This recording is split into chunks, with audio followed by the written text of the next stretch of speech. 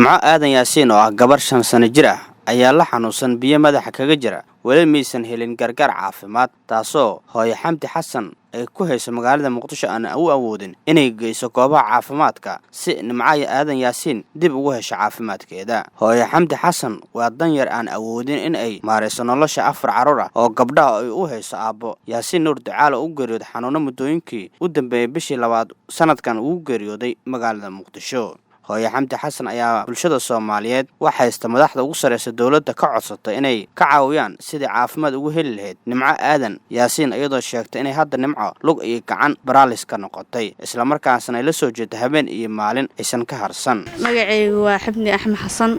xaaska Yaasiin Aadan Ducaale oo gabadhaanu ka xanuunsan tahay ummadda Soomaaliyeed meel allaalo meel walba joogto dal iyo dibad مسؤولية كسرنتها قف جوني أولها وحنا كنتو مجرتو وحنا عاوي كر عافمات كذا الله هايو الله سبحانه وتعالى وحنا عاوي كر مد إسلام مد مسلمين تامل الله دل يدبد يجوجان وحنا قعد سنينا وحنا قعد سها أنا قاسان أبيض وارد انتي الله ونحرسته ياسين آدم دعالي بش اللبعات أو انت الله ونحرسته وحنا ربا مد مسلمين تامل الله لا مل الله يجوجان إن يعاويان قف كي عاوي كر xanuunkeeda hadda dhaw la qabta waa qalashay isbitaalka waxaan geeyo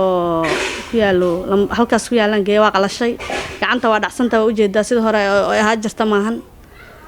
marka qof wax nagu caawiyo noo soo gurmadana mala ilaahay subxaanahu wa ta'aala ay ummadda Soomaaliyeed aan wax gargaar ka sugeynaa insha Allah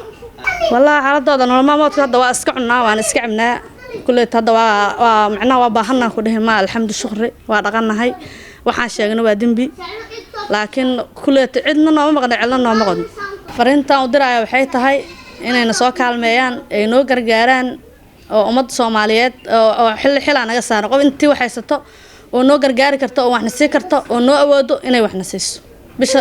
ilaa bir Ramadaan waa la galowhaa cidna nooma maqan cilna nooma maqan cunta sirista cunta yar xanuunsan waa haysanaa wallahi qarash ku baxay ima sheegin wax dibad lagu aadan ima sheegin waxay laakiin anaka wax ka ma qaban karno madaxweynaha Soomaaliya ra'iisul wasaaraha gudoomiyaha baarlamaanka kulli inta ummadda Soomaaliyeed oo mas'uuliyadda naga saaran tahay waxaan ka codsanahay inay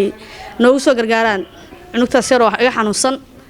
taasaba igu daran wax la cuno lama waayo laakiin cunugta yarista igu daran adduunka. Xamdi Axmed Xasan waxay hadda la murugaysan tahay xanuunka kan tambadiyay gabadheeda oo ayna wali u helin caafimaad iyadoo xusto in gabadheeda ay u baahan tahay daryeel caafimaad iyadoo san awoodin. hooyo Xamdi Xasan oo korinaysa 4 carruur ah oo nolosha ku tirsaneed aabbo Yaasiin Nuur Ducaale oo ka tirsanaa ciidanka xoogga dalka kaasoo markiis hore ku naafoobay hawsha qaranka ee bulshada u hayay.